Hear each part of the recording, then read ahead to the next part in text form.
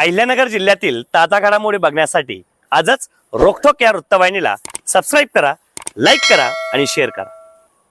कोपरगाव शहरातील बेकायदेशीर फ्लेक्स व शुभेच्छा फलकांविरोधात सामाजिक कार्यकर्ते संजय काळे यांनी आज कोपरगाव नगर परिषद कार्यालयासमोर बैठा सत्याग्रह सुरू केला। सकाळपासून मुख्याधिकारी दालनासमोर आंदोलन सुरू असून दुपारपर्यंत मुख्याधिकारी व उपमुख्याधिकारी अनुपस्थित असल्याने संताप व्यक्त करण्यात आला।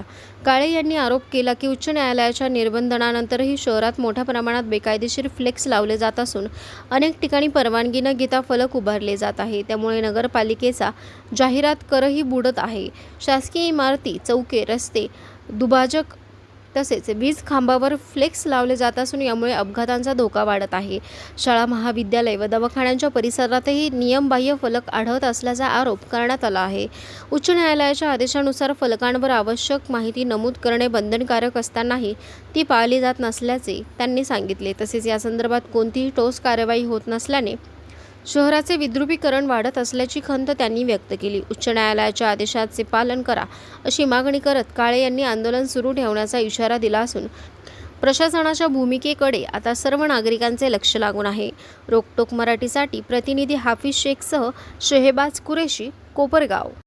महाराष्ट्र राज्यामध्ये माननीय उच्च न्यायालयाने फ्लेक्स लावण्यावरती बंदी घातली आहे। प्रामुख्याने राजकीय पक्षांच्या जाहिराती, वाढदिवसाच्या शुभेच्छा फलक मुख्यतः मुख्य रस्त्यांवरती, मुख्य चौकांमध्ये लावू नये असे स्पष्ट आदेश दिलेले आहेत। हे आदेश देताना न्यायालयाने असे म्हटले आहे की रस्त्यावरून चालणाऱ्या वाहन चालकाचे वाहन चालवत असताना हे फ्लेक्स बघून चित्त विचलित झाले नाही पाहिजे। त्याचबरोबर रस्ता ओलांडणाऱ्या पदाचाऱ्याने रस्ता ओलांडत असताना फ्लेक्स बघून त्याचाही चित्त विचलित होऊन कुठलाही अपघात घडला नाही पाहिजे म्हणून अशा ठिकाणी फ्लेक्स लावण्यास मनाई केलेली आहे। जर नगरपालिकेला पोलीस निरीक्षकांना आणि महसूल विभागाला परवानगी द्यायचीच असेल जाहिरात फलकांना, तर त्यावरती पावती क्रमांक, ज्या परवानगीची पावती आहे त्या पावती क्रमांक लिहिणे अनिवार्य आहे। त्याचबरोबर तो फलक कधीपासून कधीपर्यंत राहणार हे सुद्धा लिहिणं सक्तीचं आहे आणि तो फलक कोणत्या ठिकाणी लावायचा परवानगी दिलेली आहे हे ठळक अक्षरामध्ये, जेणेकरून नागरिक खाली बघू शकतो अशा पद्धतीने छापणे जरुरी आहे। त्यावरती फ्लेक्सची पावती लावणे, पावती छापणे बंधनकारक नाही, परंतु हे पावतीचे जे काही मुद्दे आहेत हे मुद्दे ठळक अक्षरात, मोठ्या अक्षरामध्ये फलकावरती निश्चितपणे मांडलेले पाहिजे। कोपरगाव शहरामध्ये फ्लेक्सवरून अनेक वादंग झाले, दंगल सदृश्य परिस्थिती निर्माण झाली, अशी वारंवार घटना घडलेली आहे। कोपरगावच्या पोलीस निरीक्षकांचा ह्या दंगलीवरून हात फ्रॅक्चर झालेला घटना मागं घडलेली आहे। याची नोंद कुठे या दप्तरात नाही, पण प्रत्यक्षामध्ये घटना घडलेली आहे।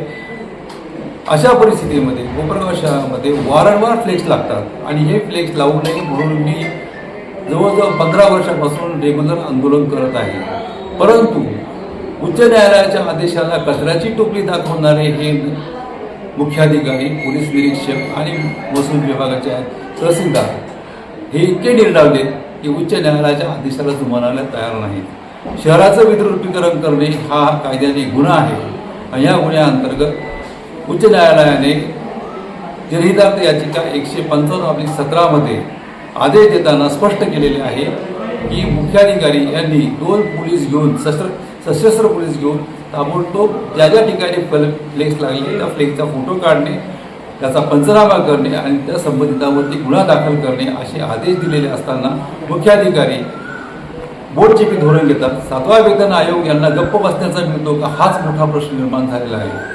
वारंवार तक्रारी करून, वारंवार अर्ज करून ही कुठल्याही प्रकारची कारवाई करत नाही म्हणून आज मी सकाळपासून सकाळी 10 वाजता मुख्याधिकारी कार्यालयाच्या समोर, त्यांच्या दालनासमोर येऊन बसलेलो आहे। माझं एकच म्हणणं आहे की न्यायालयाने दिलेल्या आदेशाचं पालन करा, त्यांचा अवमान टाळा, बंद करा, थांबवा। परंतु आज मुख्याधिकारी सकाळी 10 वाजता ऑफिसला आलेले नाही। ते जोपर्यंत येत नाहीत आणि जोपर्यंत लेखी आश्वासन देत नाही, कुठल्या उच्च न्यायालयाने त्यांच्या आदेशामध्ये हेही म्हटलं आहे की ज्या फ्लेक्सला तुम्ही परवानगी दिली आहे त्या फ्लेक्सवरती जर कुठल्याही प्रकारची पावती नंबर नसेल, कुठल्याही प्रकारचा कधीपासून कधीपर्यंत लावला याची जर नोंद नसेल, तर ते फ्लेक्स बेकायदेशीर ठरवून ताबडतोब उतरून घ्यावेत अशा स्पष्ट आदेश असताना मुख्य अधिकारी टाळत आहेत. ते कार्यालयात देखील आलेले नाही. ते का येणार नाही, का त्यांच्या कार्यालयामध्ये इथे एकही माणूस, एकही अधिकारी उपलब्ध नाही.